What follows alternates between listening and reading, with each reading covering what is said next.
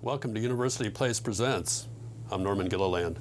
Although they happened 8 or 10 centuries ago, the Crusades still have an effect on the way Muslims and Christians think about each other today, and they have an effect on our thinking about the relationship involving church and government and warfare. We're going to see how they all began and how we came to the state of legacy that we have regarding the Crusades today with our guide, Elizabeth Lapina, who's a professor of history at UW-Madison. Welcome to University Place Presents. Hello, Norman. Very happy to be here. Is the Crusade something that we need to define? Absolutely, absolutely. Crusaders themselves did not call themselves Crusaders, so it's a name we've imposed upon them, and historians are still arguing what exactly Crusades were. So the basic definition of Crusades is there were wars that started in the late 11th century, whose participants believed they were fighting for God. They were doing God's work. And this was actually something very new, something that emerged with the Crusades. So Christianity always had a bit of an ambivalent attitude towards violence and towards warfare. There were very few pacifist, absolute pacifist Christian theologians. So most Christian theologians accepted violence, but they did so reluctantly. Well, yes, it's not exactly a Christian tenet, violence, unless you want to interpret the scripture in a particular way. Yeah, absolutely, yeah. And here St. Augustine, who sometimes considered to be the father of the just war theory, his characteristic, and I'm going to quote from The City of God, his most famous work written in the 5th century, and he said, the wise man will wage just wars. But if he remembers that he's a human being, he will lament the fact that he's faced with the necessity of waging a just war. So it's something you did, but something you were supposed to be pretty sad about. Also, even if you fought in a just war as a soldier, you were still sinning. You were still committing sin.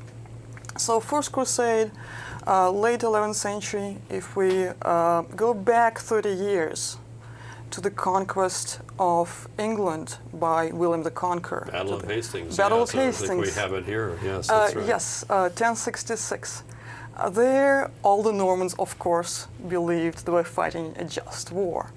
And actually, they had good grounds for believing this. When you say a just war, does that imply a defensive war, that you're not striking the first blow?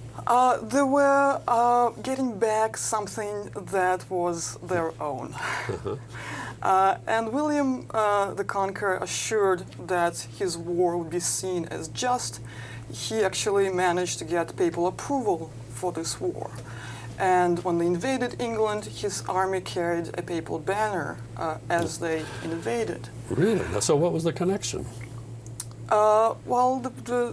William believed that he had the right, that Edward the Confessor made him heir to the English throne. There was some kind of religious justification, though, if he's carrying the papal banner? He received papal approval. The Pope agreed that his claim to the throne of England was just, and Harold's was not just. And the Pope would routinely get involved in what would appear to be a secular squabble? From the 11th century on, the papacy in general started getting involved more and more in lay affairs. From the 11th century on, the papacy was becoming more and more active.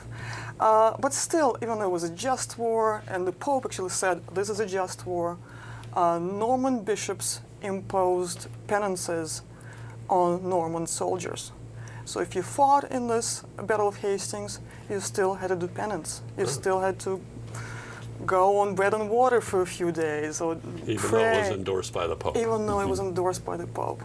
So even if you were fighting a just war, you were still sinning. And with the Crusades, everything changed. Not only Crusades was a sinless war for all the participants, it was a salvific war.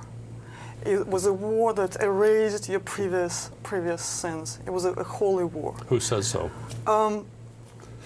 Well, the papacy said so, and the participants genuinely believed that. And what inspired the papacy suddenly to have this shift of thinking about war and its justification?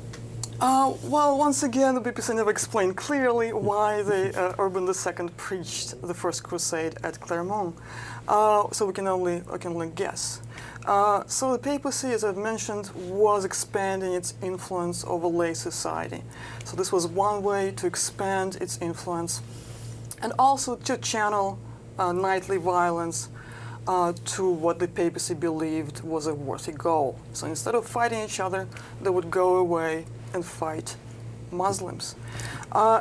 And another fact that was really important, the papacy wanted to reunify the churches. It had been split, hadn't it? Back just actually not more than about 30 or 40 years before this. Yeah. The East and West. Yeah. Eastern Christians refused to accept that the Pope was the head of all Christians. So this was a major bone of contention. And the papacy wanted somehow to incite them to accept papal primacy. So it's always a good strategy. It's certainly a long-standing strategy when you have division at home, start a war abroad, unify your people. And that was behind the strategy of Pope Urban II. Well, it just wanted knights to fight against infidels instead of fighting each other, basically. Was it in any sense a defensive war? I mean, were the Muslims encroaching upon what were considered Christian territories? That's a good question. Well, the catalyst for the First Crusade, the catalyst for Urban II preaching the First Crusade at Clermont, was a request from the Byzantine Emperor in Constantinople for help. So he asked for help. But what he wanted was 200 knights, 300 knights, 500 knights at most, tops. Because the Byzantines, like the Romans, liked to fight their wars with mercenaries. They liked to have foreign troops. So they asked for mercenaries. They did not ask for 100,000 people marching across their lands. So this was a catalyst, but it was not a cause. There was nothing really in the Middle East, going on in the Middle East, that provoked the First Crusade. Jerusalem was in Muslim hands since 637, so for 4 centuries before the First Crusade. So if this was a response, this was a really delayed. It took 400 and some odd years to get around to. We have an image, I think, of representing the Jerusalem or the Middle East at this time. Yeah, so the circular vision map of Jerusalem, and the main building there for Christians, for medieval Christians, the Holy Sepulchre, of course, the empty Holy Sepulchre of Christ. So this is a late 12th century image from a psalter. So even though Jerusalem was in Muslim hands, Christian pilgrims were still going to Jerusalem from the 7th century on, with very few interruptions. Without any kind of resistance from the Muslims in control. Christian pilgrims brought cash to spend. They were a major source of revenue. In a broad sense, tourists. Absolutely, yeah. So no rule of Jerusalem could afford to stop this source of revenue. So pilgrims were going to Jerusalem. There were some moments of trouble, but there were moments. So the norm was pilgrims were welcome to Jerusalem. So crusades were not defensive wars in any way. At what point did somebody say, well, as Christians, we must retake the holy sites of Christianity? Did anybody ever say that? Was that a goal of the Crusades? Absolutely. Well, when Pope Urban II, he preached at Clermont, he mentioned Jerusalem. Yes, it was definitely a goal of the papacy. To reoccupy it. Yeah, and Jerusalem was so important for Christians. It was such a powerful image, such a powerful rallying image. Yeah, so Jerusalem was there from the very start. Absolutely.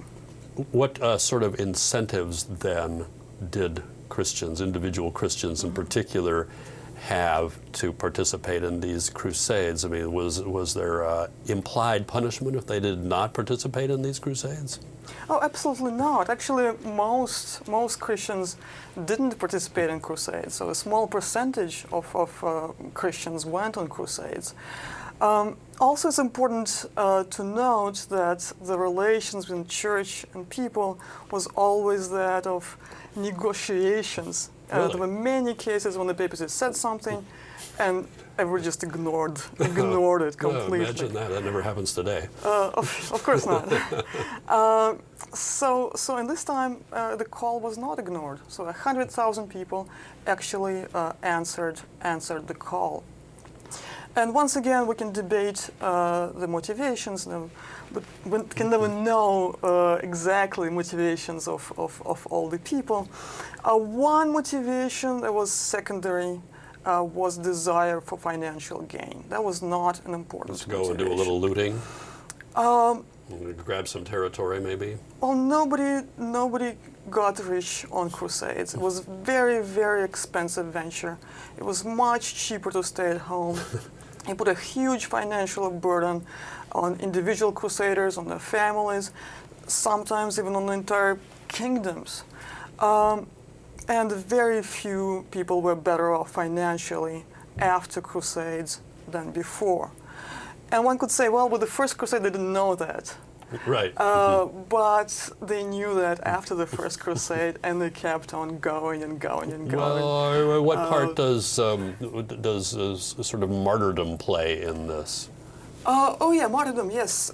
So financial gain was not important, but it seems that it was really hard to make it into heaven in the Middle Ages, paradise. Okay. It seems that most people believed that monks and nuns, most of them, or many of them, went to paradise. If you were a knight or a knight's wife, most probably you did not make it to paradise. Where did you make it to? You went straight to hell. Oh, to hell. And, this is an image of it here, too. It doesn't look yes, like very enticing for a knight and his lady. Yeah, and you would see those images all over Europe, all over in your parish church. You would see those images. Is there some of suffering of hell? Is there some implication then that by participating in the crusade you might avoid this? Or no, otherwise, what incentive would you have? Oh yeah, absolutely, because not all knights could join monasteries, could become monks, or wanted to become Sure. monks or nuns. And here was a chance for them to continue doing what they were best at doing, fighting, and they increased their chances of making it to paradise. So this was just like becoming a monk, but in a way better. And one of the chroniclers is very clear that this was a new way to gain salvation. So this was a moment of change. So before you couldn't gain salvation by fighting, now you could. So this chronicler, Guibert of Nogent, I'll just quote him briefly. He said, "God ordained holy wars in our time." So something new happened in our time. Holy wars happened. So that the knights and the mob, so the common people, who were engaged in mutual slaughter, might find a new way of earning salvation. The participants, you mentioned 100,000 of these Yeah. crusaders coming from all parts of Europe, I guess, to the Middle East. How organized were they? I mean, and how much could a peasant hope to offer the cause? He couldn't afford to arm himself, barely, let alone raise an army. Well, it was 100,000 people, maybe more, from all over Europe, from Spain, what is now France, Italy, Germany, England, Scandinavia, absolutely. So in a way, it was the first pan-European enterprise, the first Western enterprise. Some say this was a time when the West was created, was born. And not only peasants participated, but women also went in very large In what capacity? numbers. As crusaders. Really? I mean, with swords in hand? Well, crusading army, of course, included a minority of soldiers. And, well, as any army is not just composed of fighters. Of course, they have the so-called camp followers.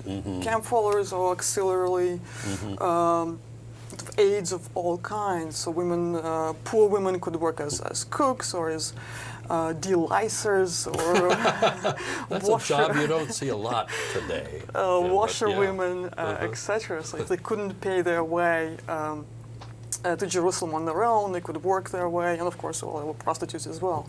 What kind of routes did they take across Western Europe into the Middle East? What were the favored ways of getting there? Most of the time, they would actually walk, or if they were lucky, ride across Balkans. So it's not an easy journey. So it would gather in Constantinople, and then they would advance into Muslim lands and walk. I assume there was some south. kind of seasonal component to this. Oh yeah, they suffered horribly from weather. There's a letter from one crusader writing back to his wife. He said, "Well, it's supposed to be in the Middle East. It's supposed to be warm, but we're freezing here. It's horrible."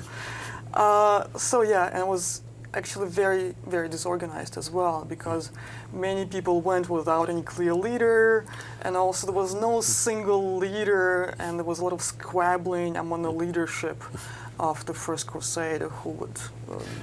When you mentioned leaders, though, were there actually monarchs? I mean, we know, for example, that Richard the Lionhearted was one who participated at some cost to his country in the Crusades. I gather there were others, too. Not in the First Crusade, really? but the French monarchy really got into it. So we have generation after generation of crusaders, which actually goes back to motivations. Why did you go? After the First Crusade, they developed family traditions of going on crusade. So your father went, your father-in-law went. There was pressure for you to go, to be worthy of your ancestors. It was a very important concept. Whatever the original motivation might have been. In the Middle Ages, to win glory, to be worthy of your forefathers. Was the idea then actually to come back? I mean, in sense of you're not going to just permanently occupy this portion of the Middle East, but you'll at least commute to the homeland occasionally? Well, it really depended. Some actually wanted to settle there. And among the people who were better off after the First Crusade, those who settled in the Middle East and who established, well, for example, Bohemond, who was a nobody back home, became a prince of Antioch, established Principality of Antioch. Most went back, and it was a constant problem for the Latin states. They lacked manpower, because crusaders would come and they would leave. So it was something you did for a couple of years. You wiped away your sins, and you went back to whatever you were doing before. Just pretty much whatever you did over there for a couple of years would help to wipe out your sins. Yeah. Well, you fought for Christ. You did great sacrifices. Yeah. Now we have an image here which implies that the cause is bigger than the individual. Is that what we're seeing here? Yeah. So desire to gain salvation was one very important motivation. Another very important motivation was to fight in a bigger fight, and the fight was bigger than yourself. A fight between good and evil. And this is what was characteristic of Crusades. It was really a defining moment of Crusader mentality, of us against them, good, of course us, we're good, and them being evil. They're evil because they're non-believers. Because they're not Latin Christians, yeah, basically. Yeah, because they're not with us. And they saw this fight continuing from the beginning of time till the end of time. So the image on the screen is actually from an Old Testament commissioned by King Louis IX while he was on crusade, while he was in Acre. And it depicts the Mattathias Maccabeus resisting Greek attempts to impose the worship of Greek gods on the Jews. So the Maccabees fought for the law against this imposition of idol worship, what they say is idol worship. So here we see Mattathias Maccabeus killing a Jew who actually agreed to the sacrifice to the idols, something that Greeks imposed upon them. But what's interesting about this image is that the Jew, the apostate Jew, actually doesn't look like a Jew. He looks like a Muslim who is worshiping an idol. So here the painter drew a parallel. So before Israelites fought wars, were pleasing to God, fought for the law against the enemies. They were the force of good, the enemies were the force of evil. Today we're fighting the same fight. Today Crusaders are fighting the same fight. Muslims are the new incarnation of pagan Greeks, and we're fighting against them. Well, now not for the law, we're fighting for Christ, but it's part of the same battle. So it's a duty of every Christian to fight in this battle. But when you bring in the Jews, I mean, it's not that they were in control of these holy sites. Far from it, I would think. But why suddenly then the Jews are, by extension, an enemy just as being non-Christians? There were different Jews from Crusaders' perspective. There were the real Jews, and actually who were often victims of Crusader violence. So with the first crusade, the first instance of violence was against the Jews. There were horrible massacres of the Jews in northern France and in the Rhineland, what is now Germany. But at the same time, Crusaders called themselves the new Jews, the new Israelites, the new Maccabees. So because they wanted to be part of history, of this continuum of history. And another moment that Crusaders looked back to was the early Christian period, when Christians were martyred by Roman persecutors. Right. And they saw this as a prototype of Crusades, strangely. They saw themselves as the new martyrs, and Muslims being the new incarnation of Roman persecutors. I mean, it seems very strange to us, but that's the way they thought. And here's one quotation from the chronicle I've quoted before, Gibeah of Nojant, and he describes a typical scene of Crusader violence. So Crusaders here pursuing, fleeing Muslims, and he's writing, swords became dull with cutting so many limbs. So here they cut a head, here a nose, here a pair of ears, here a belly sliced open. So Crusaders really... The idea was to kill and perhaps inflict maximum pain in doing so. So really the defeating Muslims and killing Muslims. And they're saying, well, I do not say that Crusaders were brave as lions. They were not brave as lions. They were brave as martyrs. Brave as martyrs. Brave as even martyrs. While they're killing other people. It's in the same passage.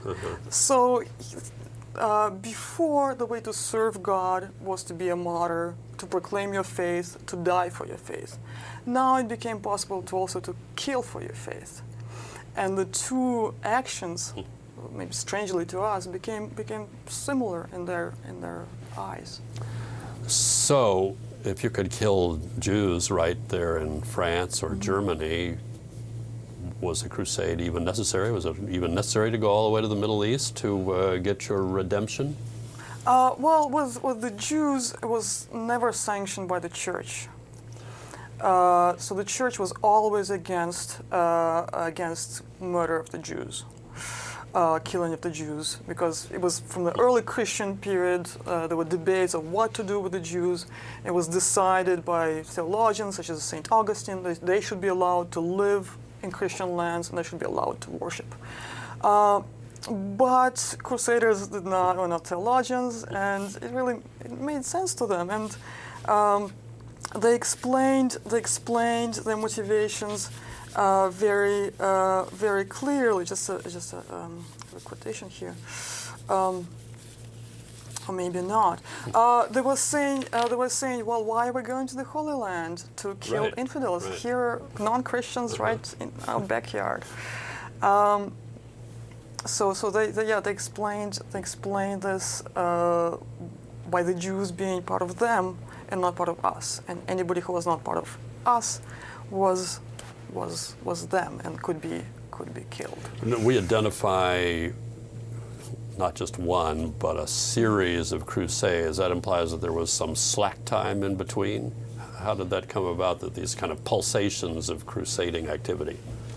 Well, all the numbers are 18th and 19th century inventions, so they never numbered the crusades. And actually some major expeditions should have been probably numbered and were not. But it took some organizing. They realized they couldn't just send people off. People shouldn't just go off. They should organize the army. And once they started sailing across the Mediterranean, you had to organize a fleet, you had to organize transport. Royal leaders of crusades emerged. So it took some time organizing crusades. So the numbered crusades are those well-organized crusades. Did they tend to be organized then by nobility? Well, it really depended on the crusades. Well, for example, the crusades of Louis IX, they were organized by him. They were led by him. He was a clear leader. It was a very well-led, well-organized crusades. The Third Crusade you mentioned, there were several leaders. Richard the Lionheart and Philip Augustus, who hated each other's guts, who fought actually on the continent.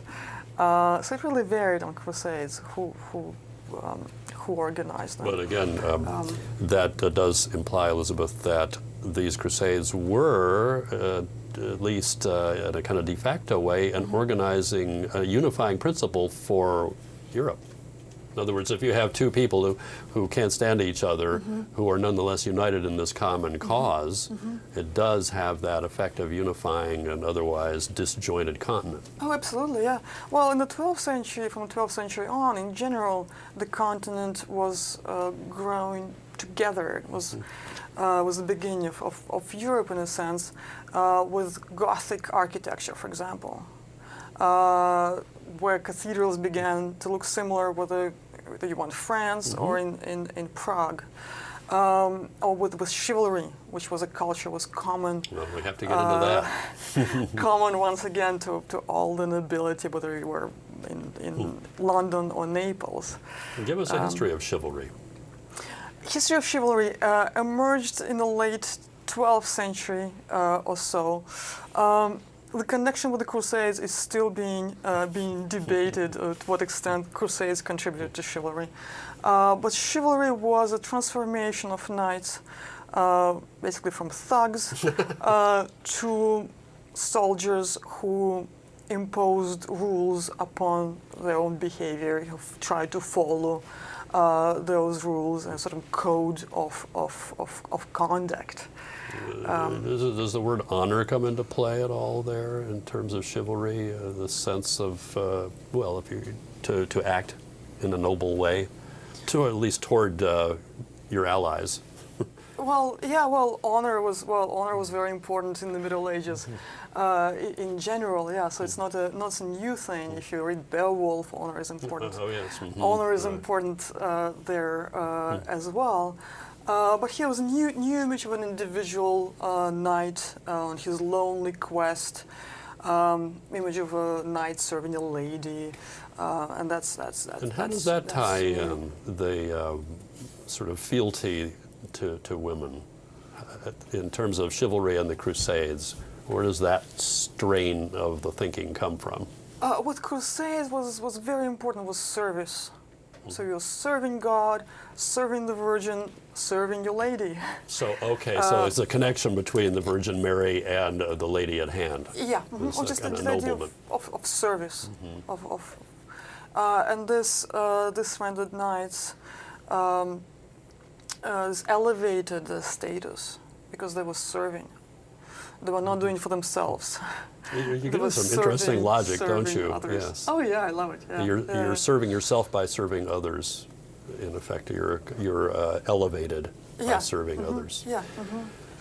From a military standpoint, then, and we're talking over the course of a couple of hundred years, I realize, but militarily, how did the Crusades proceed in terms of strategy? Was there strategy? Well, they conquered Jerusalem, they lost it, they tried to reconquer it, and then they lost all the territorial possessions on the continent. So it was a complete disaster. Militarily, it was a complete disaster. There was no trace of Crusaders' presence after 1291 on the continent. Were they mostly laying siege to these places like Constantinople and other sites in the Middle East? Was that essentially what was going on? I mean, the Muslims, who obviously had inhabited that area, as you say, since 637 at least, had been well fortified, well entrenched, and fighting a defensive war. Well, they established the Latin states, several Latin states, the Kingdom of Jerusalem being the most important. And then it was just an ebb and flow. Sometimes they were successful, sometimes they would launch offensive campaigns, often they went defensive. Towards the end, they were mostly or almost always on the defensive. And actually, one contribution of Crusades was the construction of castles. Major technological advances in the construction of castles. Yeah, suddenly they seem to sprout up all over England by the time you get to the 11th century, and I suppose France too. Yeah. And that's an outgrowth of the Crusades. It was related to Crusades, yeah. Because when the wars became more and more defensive, increasingly defensive in the Latin states, they decided to build bigger and better castles that could withstand very long sieges. So we have castles with multiple walls, rows of walls, and that with special spaces for provisions, with cisterns, etc. Did we see then extensive use of things like armor and catapults and things that we associate with the Middle Ages? Oh yeah, absolutely. Yeah. Well, with catapults, there was always the dialogue between the defensive technology and offensive technology. So those new castles were supposed to withstand better, bigger catapults, and also you could put bigger, better catapults on the walls and defend your castle in that way. Yeah, you definitely see a lot of that with the Crusades, and unfortunately, some of the castles, Crusader castles, still standing, suffered some damage in the Syrian civil war, and some of them probably still in danger. Did this conflict then pretty much continue throughout this 200-year period? Well, when we think about Crusades, we think about Crusades in the Middle East. But actually, Crusades were a much bigger, bigger deal. The same idea that you could fight wars for God extended to other theaters. And the papacy actually authorized Crusades in many other areas of Europe. Well, the first Crusades they authorized was on the Baltic frontier, where you still had polytheists.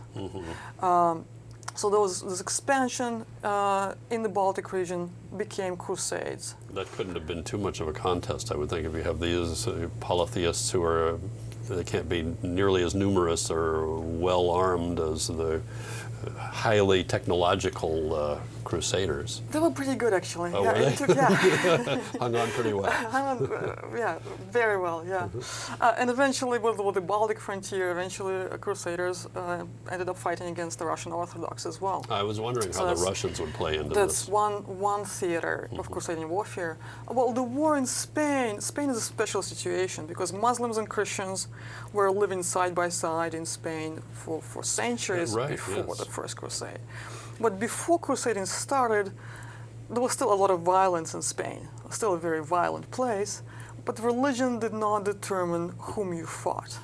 So if you were a Christian king, you would never hesitate to go, march out, help your Muslim ally against another Christian king who was probably your cousin.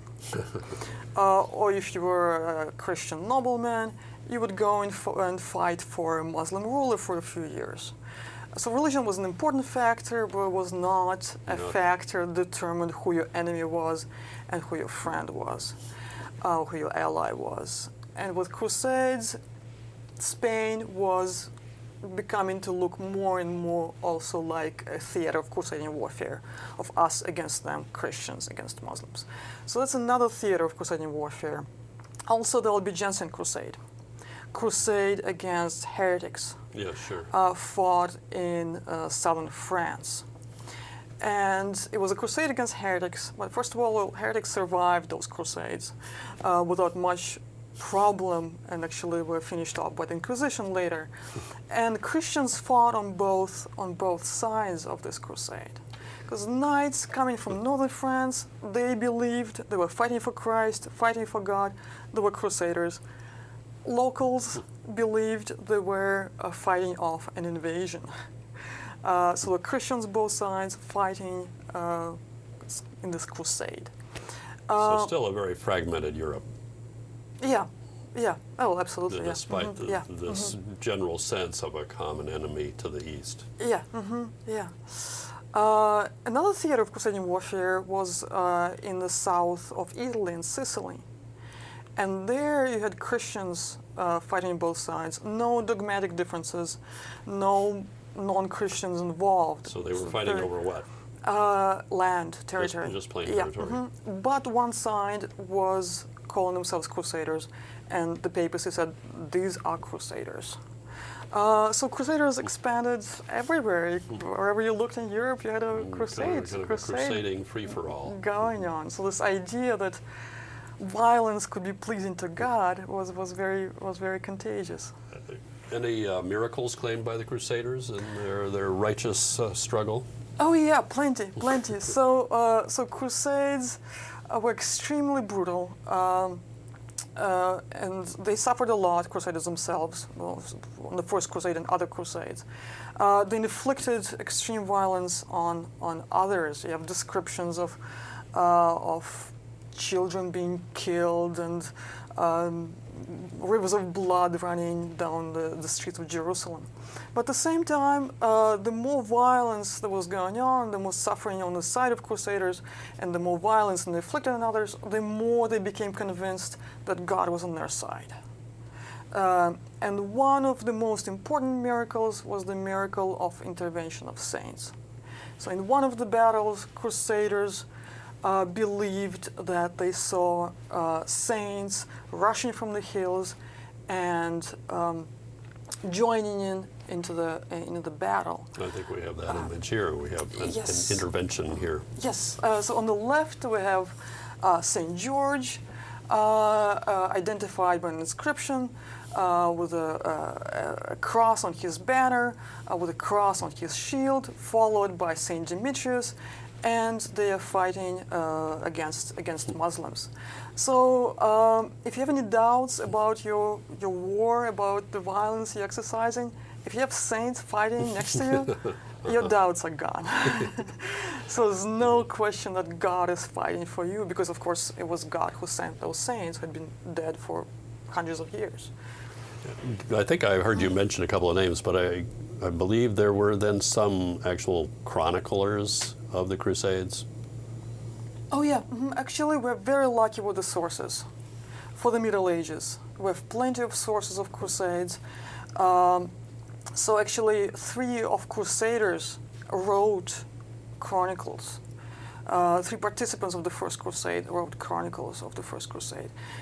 So the First Crusade was actually the best documented event, the most chronicled event of the Middle Ages. So we're talking about the late 11th century then? Late 11th, early 12th century, yeah. And of course we have those beautiful visual sources, such as the depiction of St. George that we've just seen. So what kind of coloring point of view do we get from these chroniclers? Is it all talking about this just war, or is it more factual historical account? Well, in the Middle Ages, we don't have factual accounts. It's all tilted. Everybody has an agenda. Sometimes it's a well-hidden agenda, but that's our job as historians to understand what agenda they're pushing on the readers. And know how to interpret it then. Yeah. And when we read some of the accounts of Crusade brutality, for example, massacres of babies, of suckling infants, some historians say, well, it must be critique of Crusades. They cannot It be couldn't really have cannot be a happened. positive description. And Right. I'll say, well, actually, they're celebrating the power of Crusaders. They're celebrating what the force of good has done to the force of evil. What would have caused then, after 200 years, the Crusades to come to a close? Well, it's hard to say. Well, I think Louis IX is to blame because he launched a very well-organized, well-financed crusade. It was a perfect crusade that achieved absolutely nothing. A huge strain in the kingdom. And he was a saint himself. He became a saint, so he was a saintly person, very respected across Europe. So if he couldn't achieve anything, then demoralized other monarchs. And plus the 100 Years' War started, and things got in Too many the other way. wars. I'm sorry, I Yeah. have a conflict here. I can't do the Crusades anymore. Yeah, exactly. Did they provide then the Crusades? It sounds as if they did, Elizabeth. This sort of vacuum in a way. I mean, you have all these warriors away from the home front. It sounds like an opportunity for somebody else to come in and take advantage of the situation. In the Middle East, I mean. Well, either in Europe or the Middle East. I mean, anytime you have a whole force diverted in one direction, by definition, they can't tend to business elsewhere. Well, actually, the Latin states have been struggling for a while. And the reason why I've been struggling is because Muslims were unified. So Crusaders were strong against a disunited enemy. But once you had a Saladin emerged, Mamluks, they had very little Saladin chance. being a very strong Muslim leader with a united backing. Yeah, absolutely. Yeah. And he was, in effect, a general who was winning battles. Who was responsible for taking Jerusalem back from the Christians. And at that point, it was considered, well, it's just too much trouble, too hard to take it back now for the Christians? They tried. Did With they? Richard Lionheart, they launched the Third Crusade. So after Jerusalem was taken, still crusades lasted for another 100 years because they still had Acre, still had Antioch, they had still other places Was from which to Malta part of lock. this at all? Malta, Out in the Mediterranean? Yes. So even though continental possessions were lost in 1291, still you had a lot of Western Latin Christian presence in Greece and on the islands. That continues on Cyprus, for example. So that was one of the legacies of Crusades. I think to this day you still have the Knights of Malta, right? Absolutely, yeah, A remnant yes, of the Crusades. yeah, I was a little curious about Richard the Lionhearted. This would be, let's see, 1189, I think he became king, was king for only 10 years, in part because what they had to ransom most of the royal treasury wherewithal in order to get him out of prison. What was his story? Acre, there was a siege of Acre going on, so there was an important key moment in the history of Crusades. So, because after Saladin conquered Jerusalem, there was demoralization in the east. Eventually, there was some attempts to rally and to stop Saladin's advances, and he decided it was a good moment to come in and intervene. And one thing he did on the way was he took Cyprus from the Greeks, and that created a very long-lived kingdom on Cyprus, Latin Christian kingdom of Cyprus. So he campaigned very effectively in the Middle East, but he didn't try to retake Jerusalem. What was he after then? He solidified the remains of the Latin states, but he didn't want to risk his army marching to Jerusalem because there was a constant conflict. On the one hand, here with the Knights of Christ is on our side. We can expect saints to help us. But then, there are no wells on the way to Jerusalem. Our lines of supplies will not be able to maintain them. Actually had a fairly pragmatic approach. Yeah, and sometimes he was blamed at the time by some people just not going there and just trying to take it anyway. Jerusalem. And was he was captured, what, on the way back from the Crusades? On the way back, yeah. And also Jerusalem, actually, it was important from the religious perspective as a symbol, but actually it was not that important economically or militarily. If he would have taken, it would have been very difficult to defend, and it would not have been a huge gain other than just of a symbol. Yeah, and on the way back, he was taken captive by his former Crusader ally and held for ransom. Pretty much bankrupt England for a year or two. Yeah, yeah. And then his, I don't know if there's a connection, direct or indirect, to the Crusades, but then, of course, after Richard the Lionhearted, you have King John, who was not very adept at dealing with the people at home, and then we get from that the Magna Carta. Yeah. Yeah, well, you could say Magna Carta is an Indirect indirect result of Crusades because, well, Richard bankrupted England through his being taken prisoner. We have another image here which seems to represent an aspect of that conflict. This is a tympanum from a small church in England, in Fordington. And this just shows how Crusades became important all over Europe. They excited people's imaginations. And this once again shows Saint George with his banner, with a halo, so identifying him as a saint, fighting against Muslims and defeating Muslims. So Crusades had a huge impact even on people who didn't go on Crusades. Because people were thinking, yes, this is once again this struggle between good and evil is taking place in our times, and the good is winning. And actually, some people believed that this was part of the last fight between the forces of good and evil. Or at least they hope. Sort of like Armageddon. End of the world, yeah. That once they conquer Jerusalem, it will usher in the second coming and the end of the world. And this was actually, to go back to the motivations, might have been one of the motivations, because if Armageddon is going on, you want to be part of it. That's right. You wanted to fight for Christ in the last battle. Yeah. That would account for some urgency on the part of some of these crusaders. I know you're interested in particular in the difference between what the Crusades really were and what the image of them became, and so how would you contrast those two? In other words, the Crusades almost like as an idealized sort of thing. I mean, did it become idealized in later years, or was it always considered to be just sort of a bad idea? Well, it really depends. It really depends on who you were, because, for example, many Protestant historians, 17th, 18th century, they criticized the Crusades, of course, as a papal wars, as a horrible Catholic thing. So it really varied with the rise of nationalism, and with the beginning of Belgium, for example, with the rise of nationalism in England in the 19th century, rise of nations, Crusades were celebrated. So we have a statue of Richard the Lionheart in front of the English Parliament. So it really varied. It really in ebb and flow.